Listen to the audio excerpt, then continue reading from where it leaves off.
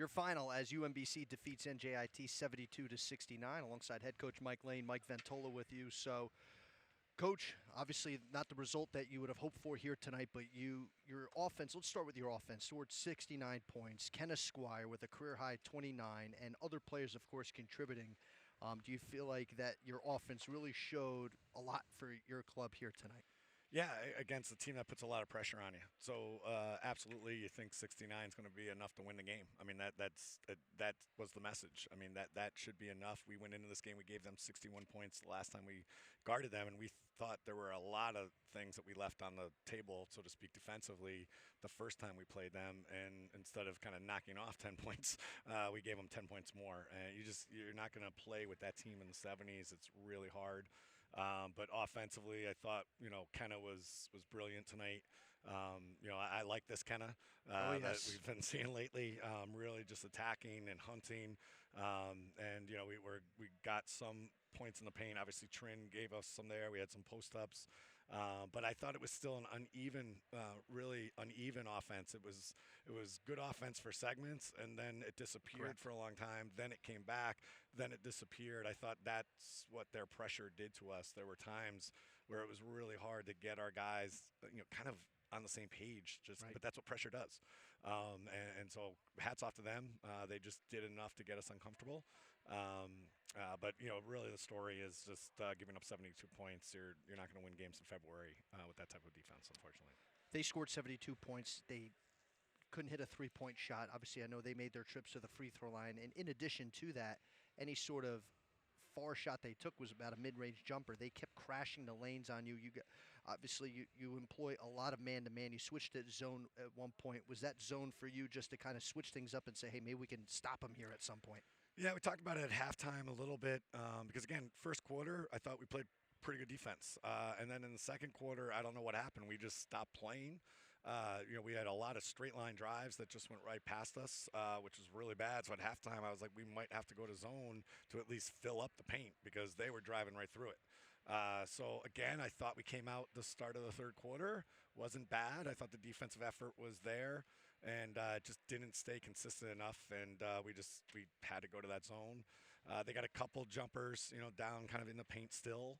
I thought that's when kind of KK White came alive because I thought we had done a pretty good job with her, but she's tough to deal with and got, I thought important shots against the zone against us. We tried the press, got something a little bit out of the press, but it's hard to play 94 feet against them because they're faster than us, they're quicker. Again, it comes down to a one-possession game. It's like we just needed a couple more stops. We gave them a couple buckets out of baseline out of bounds, which were really disappointing and at critical times. So just not enough plays. We just, we have to understand that. Like I always tell a girl, I'm not expecting perfection, of course. Absolutely, yeah. But critical plays, a baseline out of bounds, it's a dead ball. We got to have time to organize that and guard it. A free throw, coming off a free throw, they shouldn't be able to score. Right. There's just a couple of those where we just got to get a little bit tougher and really lock in because that's what we needed tonight. We needed 3 more stops somewhere, and I know that there's 3 more stops out there that we could have gotten, and fortunately we just fell short. And we've seen it from your team. You had a big comeback against Maine, though it fell a little short at the end. Obviously, down by 18 against Bryant, able to show it there. So I'm sure that's where your analysis comes into it. But I did want to ask you as well, too, Trinity. I thought Trinity was very good in a lot of moments against Kiara Bell, 6'2", fifth-year player. Yeah. And, to keep her under 10 points. And I know Trinity fouled out of the game. I'm sure there was, no problems with that. No problems with that. No, but she had to. What was your assessment of Trinity against one of the better post players in the league here tonight? Everybody out there was a graduate. It's amazing student. How many grad players they have. So kudos we were to playing them. a bunch of very young women. Yes. We said about Nia Staples was a freshman in the 2016-17 year. I mean, I think Avery was in 6th grade or something. Yes. So a very old, mature team, and they have won 2 late games against us. We're younger than them, but it's not an excuse, obviously, but they are older. They are tough. Exactly. I thought Trin at least neutralized Bell. I thought Kenna, again, one of our oldest kids, at least made McCullough work. But Dixon really hurt us. Another grad assistant. We've seen her at Colgate. We've seen her here now.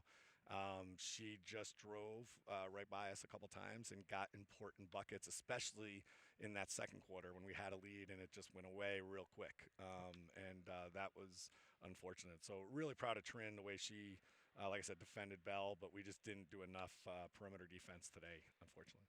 One last question before I let you go, Coach. Maine's on Saturday. No, I know you don't believe in retribution, because it's so, especially in conference play, it could be a lot. A lot Yep. happens in between games, but you played them so tight here on the court, a few weeks ago, and then you have a game here tonight where I'm sure it's leaving that hungry taste in not only you and the staff's mouth, but obviously your players as well too. I'm sure the mindset's going to be great in a lot of ways going into Saturday's game, but what are you hoping to focus on between now and Saturday to maybe get you over the hump? And of course, last time you were up there, you want to make, obviously you want to do better than what was in the playoffs a year ago. So. Yeah, I mean that's the big thing. I mean, obviously the last two times we obviously had a great win against them last year up at their place, not at the pit. Then they killed us here. Then they really put it on us in that semifinal at the pit. We did make a comeback against them. Oh, yeah. They did kind of control that game. We got back in it. I don't know if Ann Simon, that's a big difference for them. Obviously, we don't have Lizzie either, but they're certainly a different team without the reigning Yes, of course. player of the year. But that's very different if she's healthy. So we'll have to see about that. But you're right. It's does game one matter? Certainly, like you can learn some things here, but we just got to go in and play the game on Saturday. We can't replay the game that we had played against Maine. We just gotta, we gave them a lot of 3-pointers, which Maine is really good at. So we just have to guard the arc. It's a very different assignment than what tonight's was. Tonight's was trying to guard all that driving and kind of get to the paint. They don't shoot a lot from the arc. Maine really extends you. You got to get out to the arc, and that opens it up for Smith down low, who scored like 90 points against us. So we got to be able to find an answer for that down low. But that's why they're Maine. That's why they're on the top 3-4 teams in this league. But we got to we dropped one here at home, so we we didn't hold serve, so we got to break now. So we got to get up there and we got to get this win back. And I think we'll have a really good 2 days of practice. Certainly will. Well, best of luck up on Saturday against Maine, and we look forward to see you next Wednesday when you take on Binghamton here. Yeah. All right. Thanks, Mike. All right, that's head coach Mike Lane.